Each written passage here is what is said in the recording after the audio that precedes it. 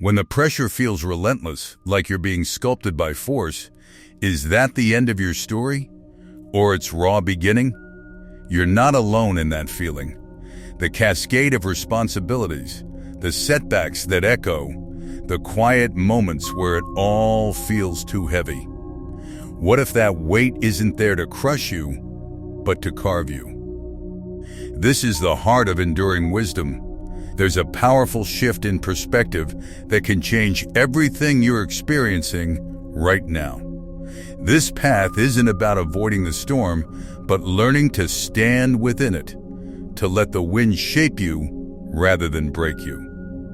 If you're ready to face what comes, to transform pressure into purpose, then consider joining our community here on Winds of Thought. Your subscription is a choice to grow alongside others seeking depth. Let's begin. The first principle is this: stillness reveals what chaos conceals. Our world is a marketplace of noise. Opinions, notifications, the endless scroll. It creates a static that drowns out your own signal. But when life brings you to your knees, a strange quiet often follows. The external din fades, and you're left in the chamber of your own mind. It's here, in that unsettling silence, that you meet the truths you've been outsourcing, the fears you've buried under busyness, the doubts you've masked with motion. And while facing them is intimidating, this is where genuine reconstruction starts.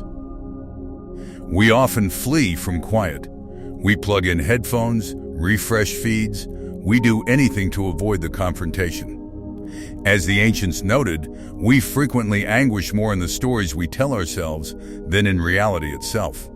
Stillness forces you to stop narrating and start listening. It's not about muting the world, but about amplifying the inner voice you've been ignoring. Allow the quiet moments, especially the painful ones, to become your teacher.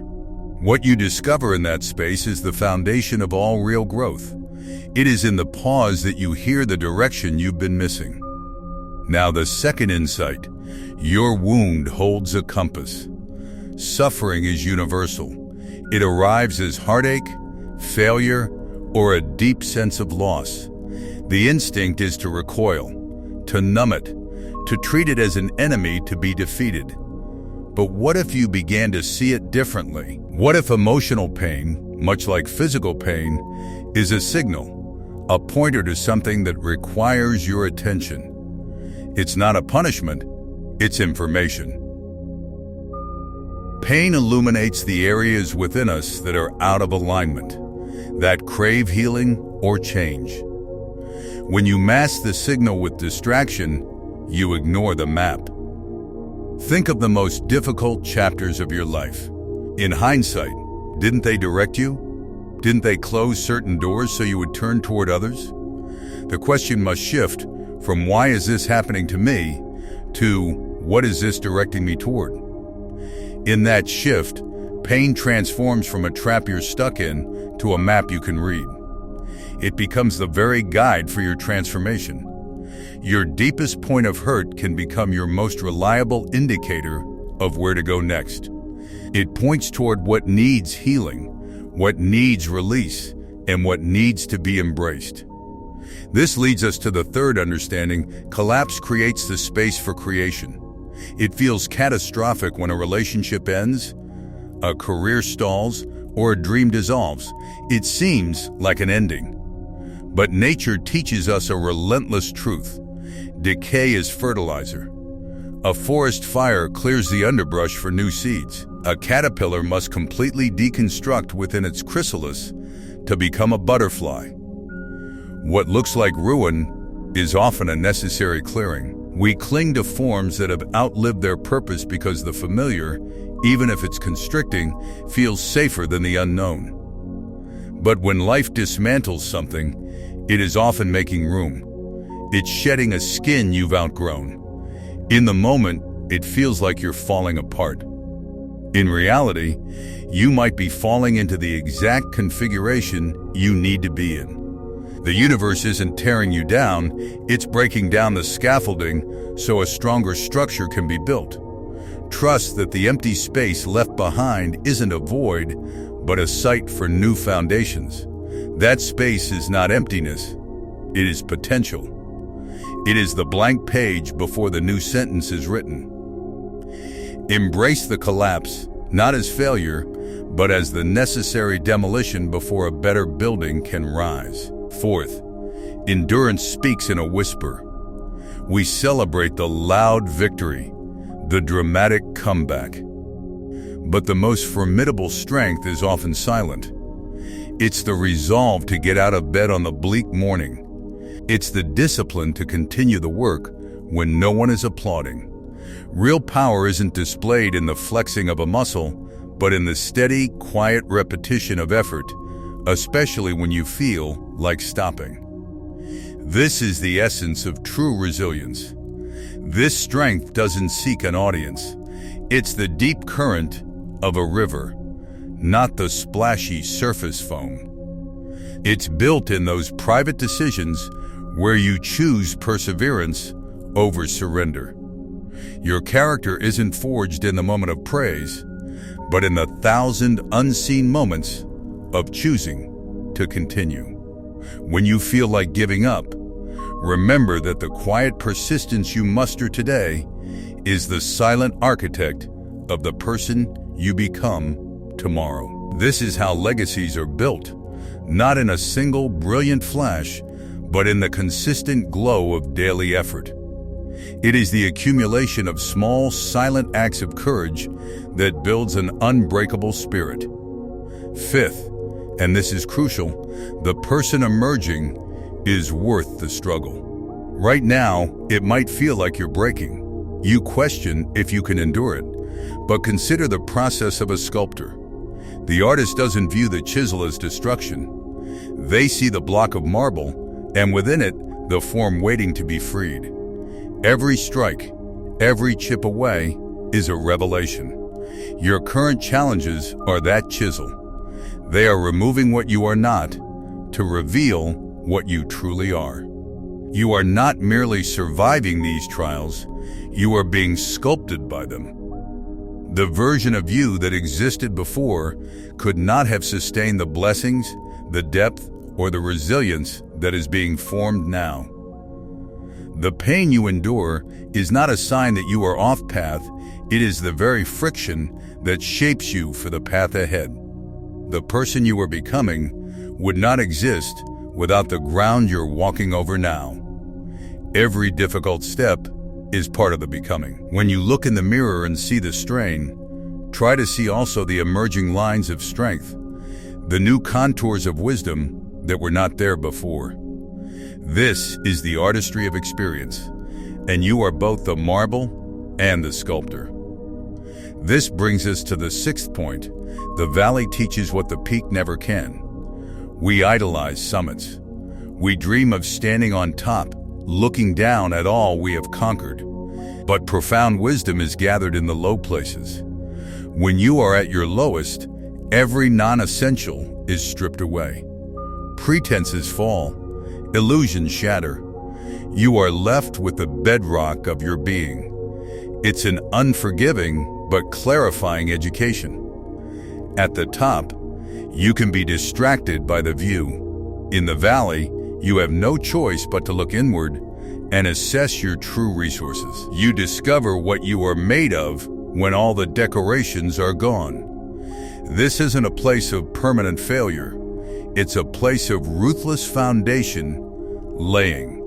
You learn what you're genuinely made of, what you truly value, and what you can actually carry forward. The lessons learned here, in the quiet depths, create an unshakable core. When you begin to climb again, you do so not on shaky pillars of ego, but on the solid rock of earned self-knowledge. The valley doesn't weaken you, it roots you. It grounds you in a truth that no future wind can easily uproot. The perspective from the bottom is the most honest one you will ever have. It shows you the entire mountain, not just the pleasing view from the top.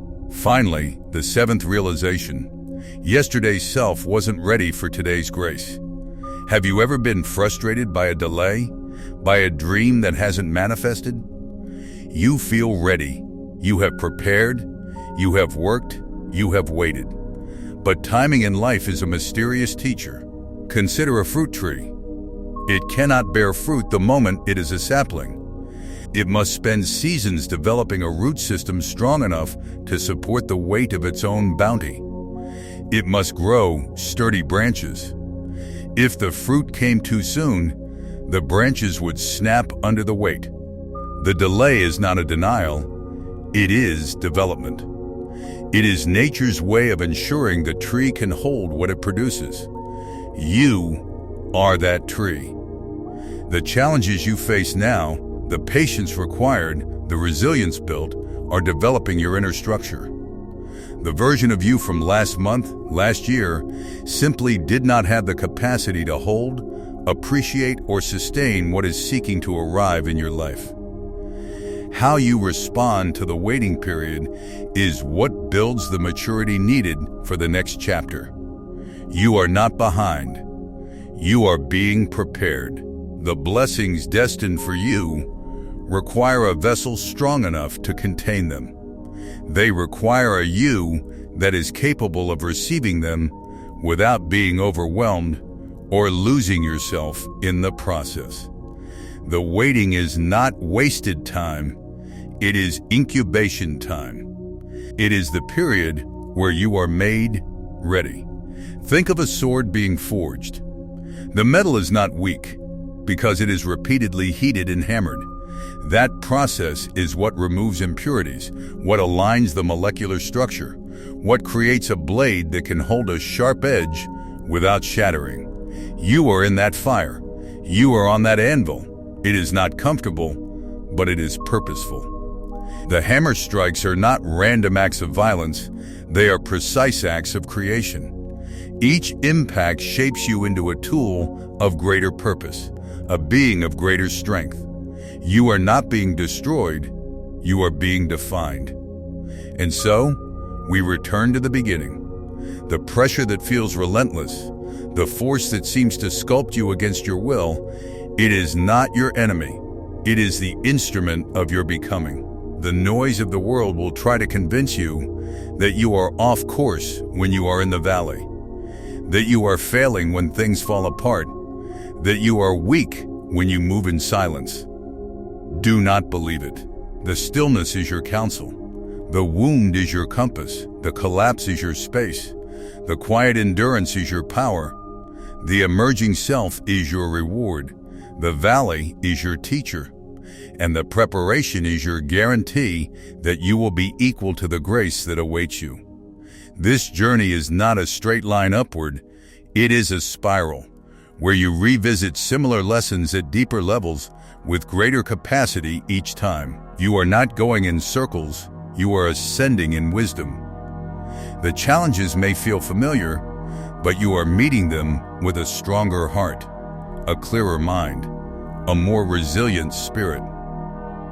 You are not the person you were when you first faced this kind of difficulty. You have been carved by experience. You have been shaped by the wind. If this perspective resonated with you, if it offered a lens to see your challenges not as dead ends, but as formative passages, then please let us know by liking this video. It helps us reach others, like you, on Winds of Thought. Your journey is unique, but you don't have to walk it alone. Share this with someone who needs to hear this message today. Now, look at the screen. I have another video that explores turning daily friction into fuel, a practical guide for applying these very principles. It might be the perfect next step. Thank you for your time and your courage. Keep going. Remember this, the wind that seeks to uproot the tree is the same wind that teaches it to hold fast. And you are learning to hold fast. You are becoming unshakable, not in spite of the storm, but because of it.